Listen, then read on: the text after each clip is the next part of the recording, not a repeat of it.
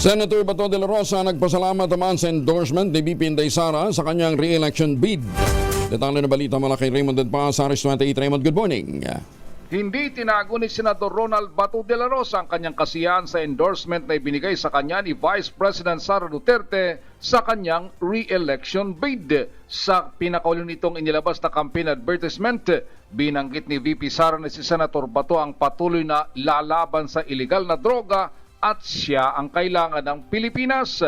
Para sa pangalawang Pangulo, matibay ang bato, hindi matitibag ang bato. Dahil sa hamon ni VP Sara ay nangako si Senator Bato de la Rosa na gagawin niyang misyon ang pagprotekta sa buhay ng mga Pilipino. Nais ng senador na ligtas ang bawat Pilipino kasabay ng pangakong itaga ito sa bato.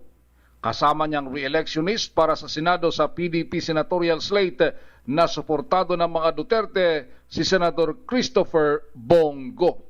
Ito si RH28 Raymond Denpas para sa DZRH, una sa Pilipinas, una sa Pilipino.